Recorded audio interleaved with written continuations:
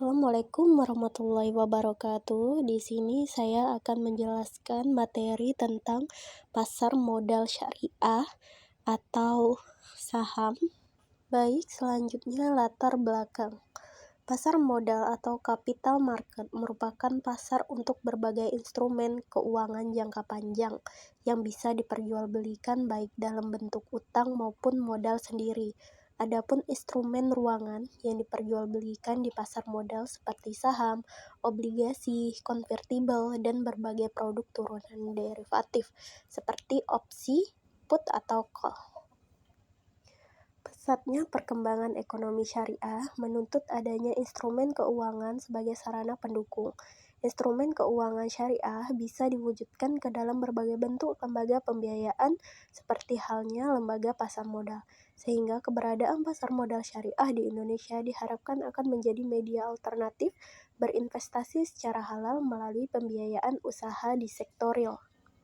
Selanjutnya, pengertian pasar modal syariah. Pasar modal syariah adalah pasar modal yang seluruh mekanisme kegiatannya, terutama mengenai emiten, jenis efek yang diperdagangkan dan mekanisme perdagangannya telah sesuai dengan prinsip-prinsip syariah berdasarkan Undang-Undang Republik Indonesia Nomor 8 Tahun 1995.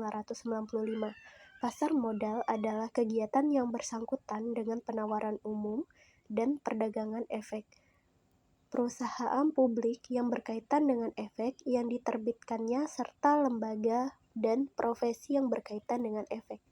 Secara umum, pasar modal syariah adalah pasar modal yang dijalankan dengan prinsip-prinsip syariah. Setiap transaksi perdagangan surat berharga di pasar modal dilaksanakan sesuai dengan ketentuan syariat Islam. Selanjutnya, karakteristik pasar modal syariah. Yang pertama, semua saham harus diperjualbelikan pada bursa efek. Yang kedua, bursa perlu mempersiapkan pasca perdagangan di mana saham dapat diperjualbelikan melalui pialang.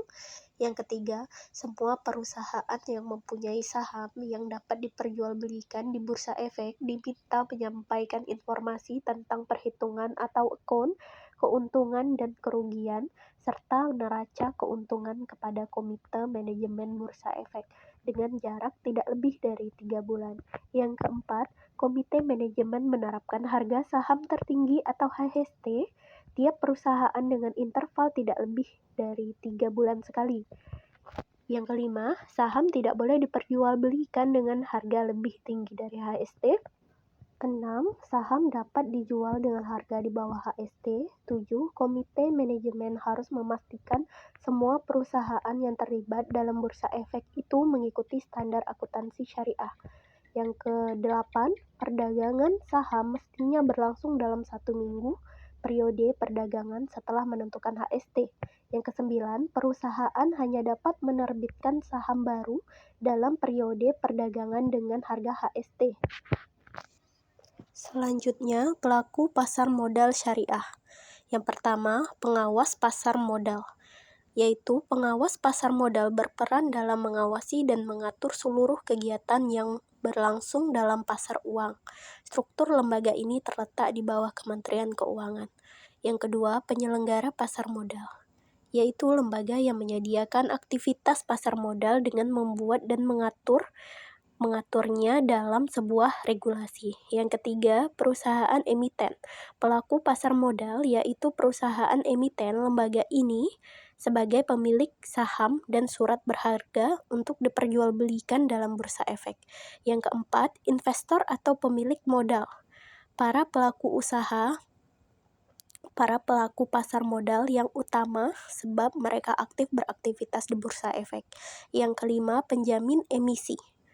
Pihak yang bertugas dalam melakukan kontrak perjanjian bersama emiten dalam rangka melakukan penawaran atau membeli sisa efek tidak terjual.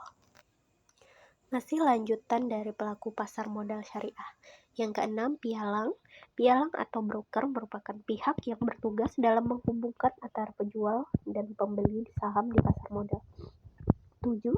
Manajer investasi. Manajer investasi juga termasuk dalam pelaku pasar modal. Tugas manajer investasi adalah mengelola dana dari masyarakat dalam berbagai portofolio efek agar menghasilkan keuntungan. Yang kedelapan, penasihat investasi. Penasihat investasi tergolong sebagai para pelaku pasar modal. Walau tak berkecimpung langsung, ia berperan dalam memberikan nasihat terkait pembelian dan penjualan efek, sehingga investor dapat mengambil keputusan bijak. Yang kesembilan, lembaga penunjang pasar modal, yaitu pihak krusial dalam pasar modal demi menjaga stabilitas dan kelancaran transaksi dalam pasar, contohnya Biro Administrasi Efek.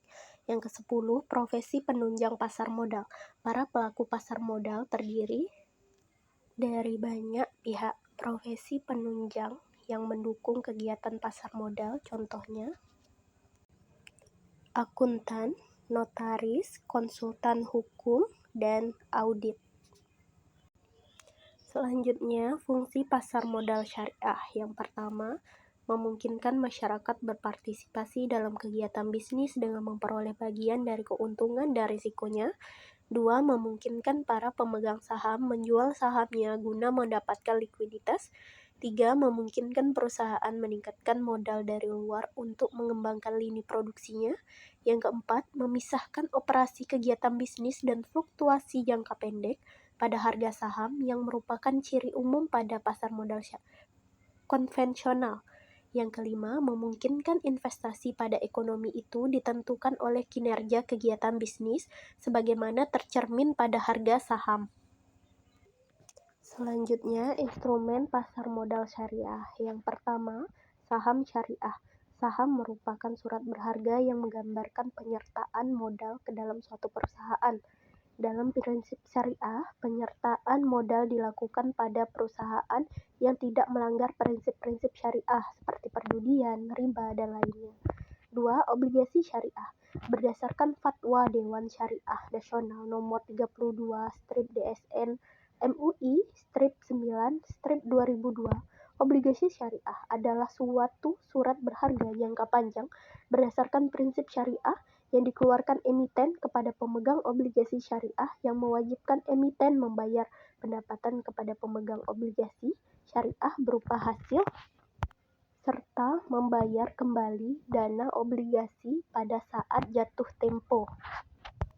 Masih kelanjutan dari instrumen pasar modal syariah. Yang ketiga, reksadana syariah. Reksadana syariah merupakan reksadana yang mengalokasikan seluruh dana atau portofolio ke dalam instrumen syariah, seperti saham-saham yang tergabung dalam Jakarta Islamic Index, JII, obligasi syariah, dan lainnya. Keempat, efek syariah lainnya. Terdapat efek lainnya yang berpotensi untuk diterbitkan berdasarkan prinsip syariah, antara lain efek beragun, aset syariah, reksadana atau KIK yang unit penyertaannya diperdagangkan di bursa efek atau exchange trade fund. Selanjutnya, kesimpulan. Secara umum, pasar modal syariah adalah pasar modal yang dijalankan dengan prinsip-prinsip syariah. Setiap transaksi perdagangan surat berharga di pasar modal dilaksanakan sesuai ketentuan syariat Islam. Pasar modal yang ideal adalah yang memenuhi unsur etik dan fair atau transparan, di samping adanya unsur efisien. Instrumen yang berada di pasar modal syariah tidak jauh berbeda dengan instrumen yang ada di pasar modal konvensional, antara lain saham syariah, obligasi syariah, reksadana syariah, efek syariah, dan lainnya. Baiklah, itulah materi yang dapat saya sampaikan. Lebih dan kurang saya mohon maaf. Saya akhiri dengan wassalamualaikum warahmatullahi wabarakatuh.